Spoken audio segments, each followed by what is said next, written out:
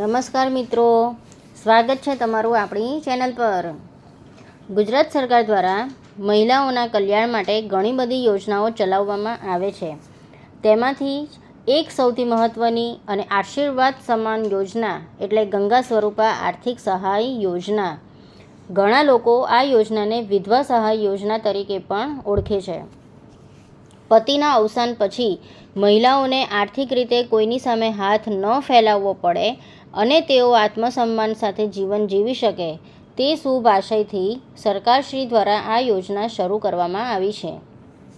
આજના આ વિગતવાર વિડીયોના માધ્યમથી આપણે જાણીશું કે આ યોજના હેઠળ દર મહિને કેટલા રૂપિયાની સહાય મળે છે, ફોર્મ ભરવા માટે કયા નિયમો છે, કયા કયા આધાર પુરાવાની જરૂર પડે, ફોર્મ ભરીને ક્યાં આપવું અને સૌથી મહત્ત્વનું કે ફોર્મ રિજેક્ટ ન થાય તે માટે કઈ સાવધાની રાખવી, તેમજ જો કોઈ કારણસર વગર તમારું ફોર્મ નામંજૂર કરવામાં આવે તો શું કરવું।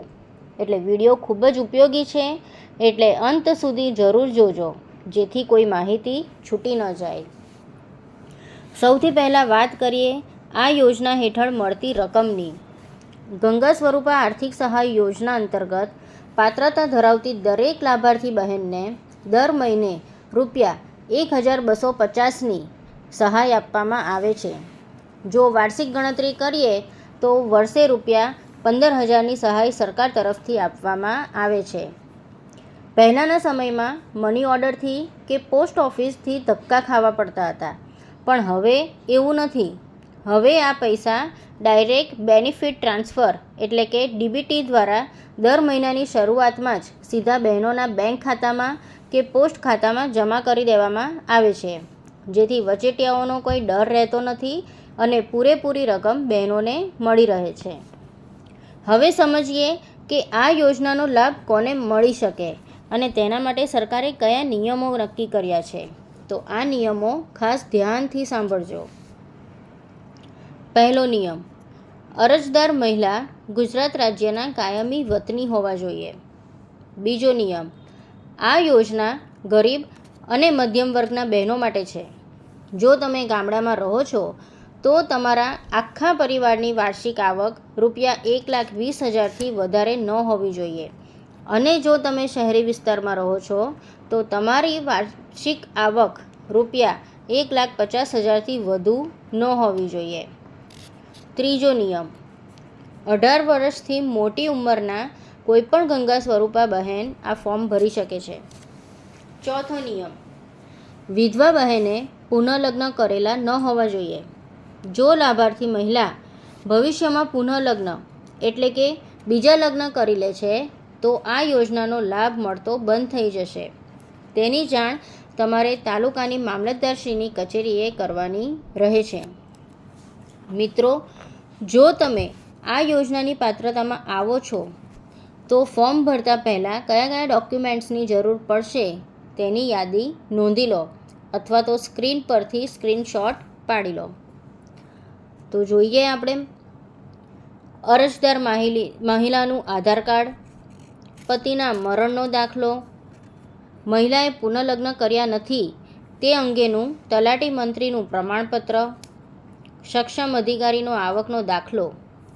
યાદ રાખજો કે આવકનો દાખલો ફોર્મ ભરતી વખતે ચાલુ નાણાકીય વર્ષનો અથવા તો 3 નાણાકીય વર્ષ કરતાં જૂનો ના હોવો જોઈએ।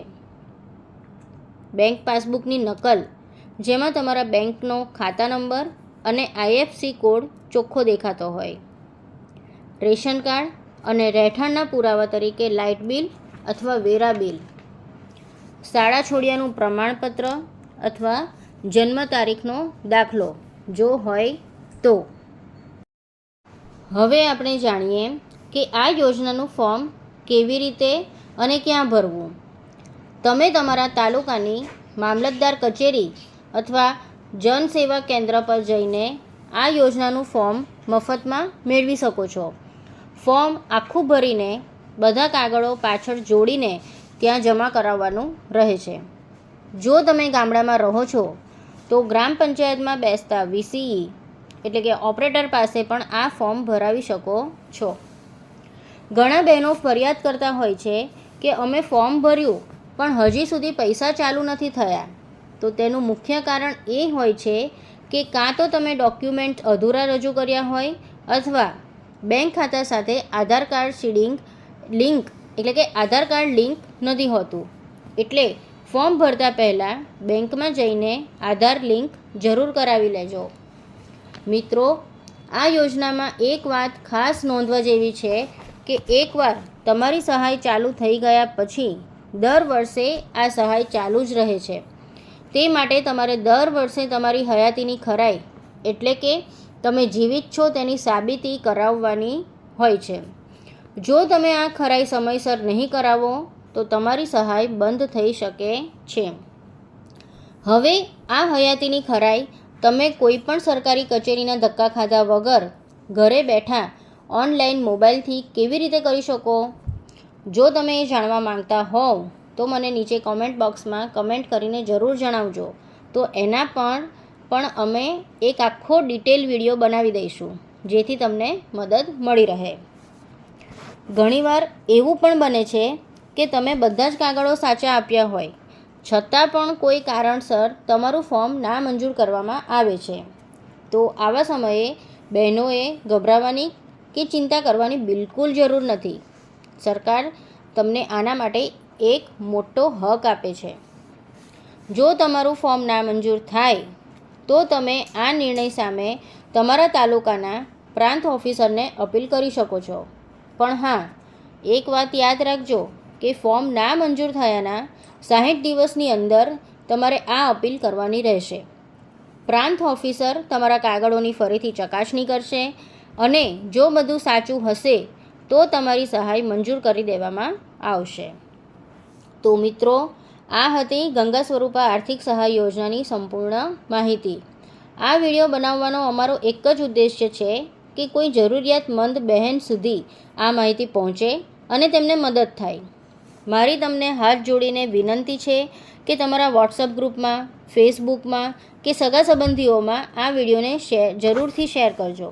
કદાચ તમારા એક શેરથી કોઈ વિધવા બહેનને દર મહિને ઘર ચલાવવાનો સહારો મળી શકે છે. તો વિડીયો સારો લાગ્યો હોય તો લાઈક કરજો. કોમેન્ટમાં તમારો કોઈ પ્રશ્ન હોય તો પૂછી શકો છો. અને આવી જ સાચી માહિતી માટે ચેનલને સબસ્ક્રાઈબ કરવાનું ભૂલતા નહીં. સબસ્ક્રાઈબ જરૂરથી કરજો. તો ફરી મળીશું એક નવા ઉપયોગી વિડીયો સાથે. ત્યાં સુધી આવજો. જય હિન્દ.